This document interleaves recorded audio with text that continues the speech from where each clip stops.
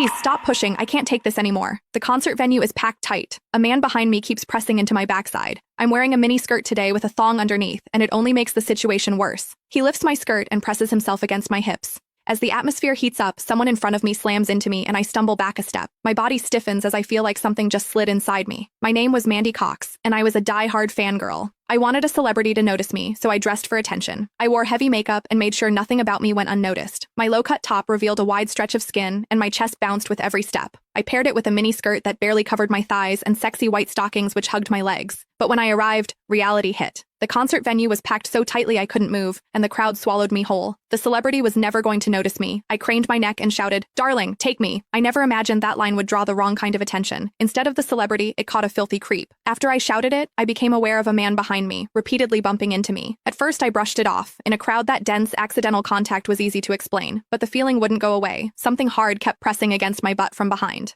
I assumed I'd accidentally backed into his hand where it rested behind me, so I turned and offered a polite apology. "Sorry, I didn't mean to bump into you." He paused, then flashed a leering smile and said, "It's okay, I don't mind." When I turned back toward the stage, I felt him press against me again, more deliberate than before. I kept my attention on the celebrity on stage and shut him out. The man became increasingly brazen, pulling up my skirt and pressing close against my backside. I had only a thong on underneath, which left my butt exposed. I felt his touch directly against my skin and assumed it was his finger. Only then did I realize something was wrong. The pressure was warm and solid in a way a finger could never be. My mind lurched as the truth hit me. In the 20 years of my life, this was the first time a man had ever molested me. Fear surged through me, sharp and overwhelming, and my body reacted with an instinct to flee. But there was no way to move. The concert floor was packed wall to wall, leaving me stuck where I stood. I drew myself tight, bracing as if tension alone could keep the fear out. As I did, my hips closed around the man's so-called finger, trapping it between my cheeks. An unfamiliar sensation followed, and warmth rose to my face. What confused me was that I didn't recoil from it. There was a muted comfort to it, and against my will, it sparked a faint sense of expectation. The man behind me seemed to take it as a signal.